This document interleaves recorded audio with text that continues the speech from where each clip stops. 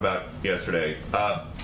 We noticed, starting at the end of the campaign, and then into the transition, and here at the White House, anytime that the president has an event where he is given a list of reporters to call on, Fox is the only member of the 5-network TV pool that has never been on the list in front of the president. And I'm just curious if that is an official administration policy. We're here having a conversation, aren't we? Yes, but and do I take questions from you every time you come to the briefing room? Yes, but I'm Has the asking about president taken president. questions from you since you came in? He came into office?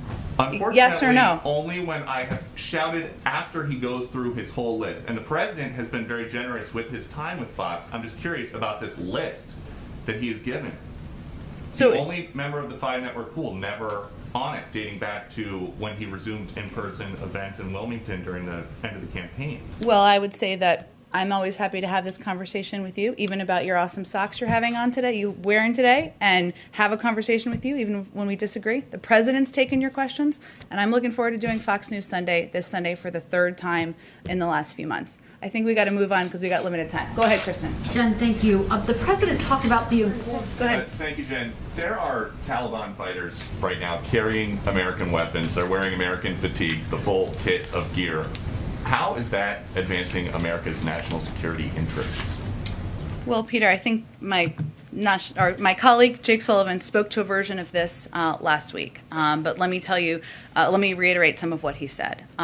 When the president made this decision to bring our men and women home from Afghanistan who were serving, he knew he made that decision not lightly. He made the decision with a clear assessment from his national security team about what the impacts could be. We have taken steps over the past few months to retrograde materials, to bring materials home, to make them not available to the Taliban. We have taken those steps from our military. But our choices at hand, the president's choices at hand, were either to equip the Afghan National Security Forces with the materials and the equipment and the weapons they needed to fight, or not. He made the decision to equip them with the weapons to fight, and we will continue to take steps to retrograde our materials and equipment. But does the president have a sense that most of the criticism is not of leaving Afghanistan, it's the way that he has ordered it to happen by pulling the troops before getting these Americans who are now stranded?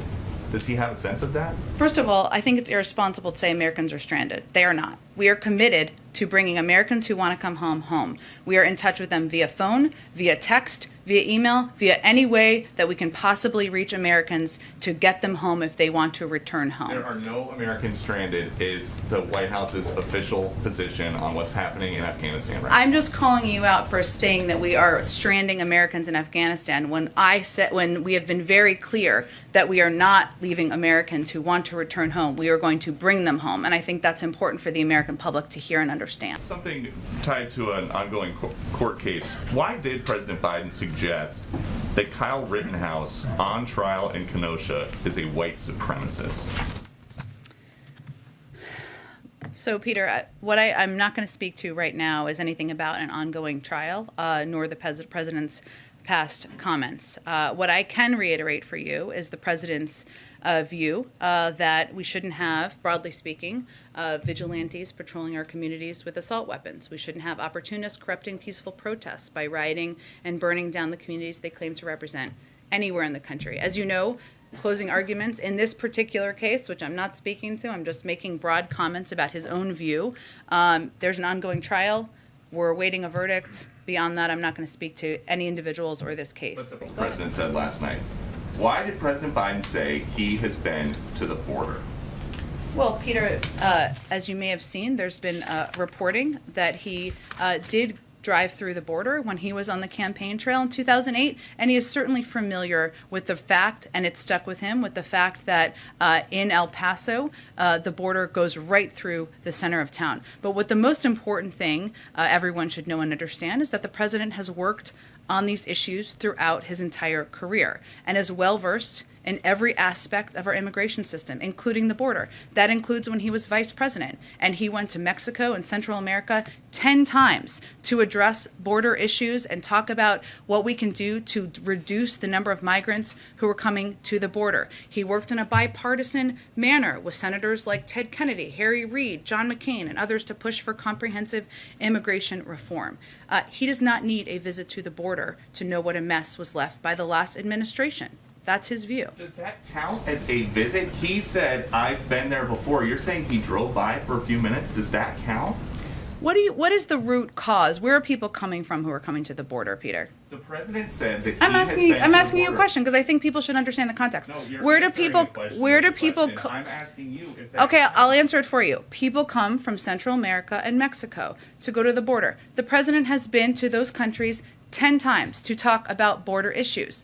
There is a focus right now on a photo op. The president does not believe a photo op is the same as solutions. But he said, That may be a difference he has with but- Republicans. But that's not what he said either. He said, I guess I should go down. So does he think that he needs a photo op? Is that what he's saying? Is that He what you're doesn't. saying? And that's a fundamental disagreement he has. I would say the former president went to the border at least once, maybe more. You may know the numbers. Has anything How changed? did that immigration policy result, Peter? That immigration policy resulted in separating kids from their parents, building a border wall that's feckless and that costs billions of dollars for taxpayers. The president fundamentally disagrees on how we need to approach the immigration Anything issue. changed at the border between 2008 when he drove by and 2021?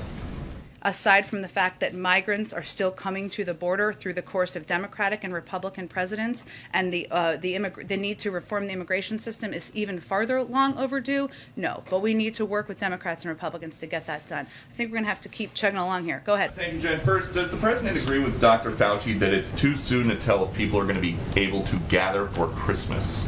Well, the president relies on CDC guidelines, and they have not changed their guidelines about who can gather together, those who are vaccinated. But we leave it to them if they need to change their guidelines based on where the pandemic sits. Thank you.